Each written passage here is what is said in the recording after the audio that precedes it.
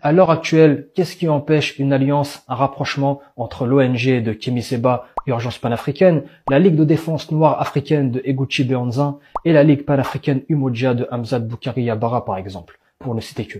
Quelles que soient les affinités ou éventuels différends qui puissent exister entre eux, j'estime qu'ils sont capables et suffisamment intelligents pour les régler à huis clos. De mettre les choses à plat pour travailler sur une vision, un projet commun, établir un plan d'action dans lequel chaque acteur contribuera à l'atteinte du même objectif tout en restant en adéquation avec sa mission, ses aptitudes, ses compétences. Chacun à sa place. À l'instar d'une équipe de foot où chaque joueur maîtrise et occupe un poste clairement défini, chacun ayant un rôle crucial, déterminant à la victoire collective.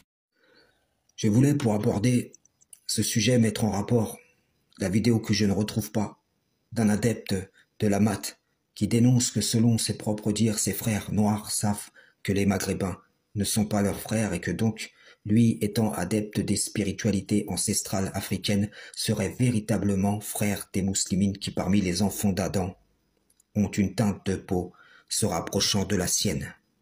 Pour démontrer que il y a une hypocrisie, une tromperie, je dirais même une forme d'apostasie, non seulement par les Africains noirs que je prends en exemple ici, mais aussi chez ceux qui leur ressemblent chez les Maghrébins et autres. L'islam transcende ces considérations charnelles. La personne dans la vidéo témoigne de cela. Quand il énonce les différents groupements qui, selon lui, devraient se rapprocher, faire alliance et auxquels il voudrait donc être lui-même affilié sur la base d'une même origine continentale, plus précisément ici sur une base charnelle. Seulement, si le musulman, quelle que soit son origine, ne peut être le frère de l'adhérent au christianisme ou au judaïsme sans contredire la religion d'Allah, sans tomber dans l'injustice, alors le musulman ne peut non plus être le frère des adhérents au panafricanisme. Combien même celui-ci appartiendrait à sa famille, à sa tribu, à son peuple, c'est un des engagements premiers de la foi, sans lequel celle-ci est rendue vaine. Nous avons démontré que l'adhérence de Kémy Séba au vaudou est une opposition directe à l'islam, même s'il prêche une tolérance des différentes manifestations de la voie d'Abraham à court et moyen terme dans le but de ramener ceux qui y adhèrent vers les spiritualités africaines à long terme. Voyez-vous, ces gens sont un piège pour les musulmans de leur ethnie, car ils font primer l'appartenance ethnique par rapport à l'appartenance spirituelle, je vous le dis. On ne peut être musulman et adhérent à l'idéologie panafricaine sans trahir son engagement envers Allah. On ne peut être musulman et adhérent au Maghreb United sans trahir son engagement envers Allah. Cette intervention n'est nullement pour nier des injustices qui seraient commises par une partie des musulmans sur une autre, mais pour vous faire réfléchir à votre paraître d'union recouvrant d'immenses dissensions internes, attestant que vous vous êtes écarté de la voie d'Allah.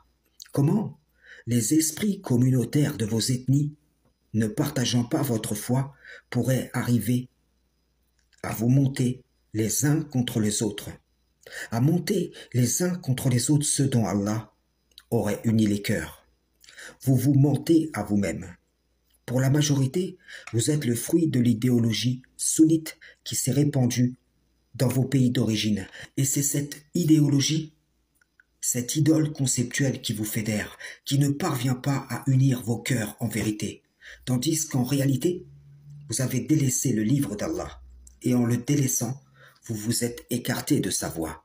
Je ne dis pas que l'homme dans la vidéo ne serait pas sincère, mais je dis que si celui-ci peut être frère de ceux qui renient la religion dont il dit être un adhérent parce que il lui ressemble physiquement, qu'en est-il de sa fidélité envers le Tout-Puissant? Frères et sœurs en islam, salam, shalom.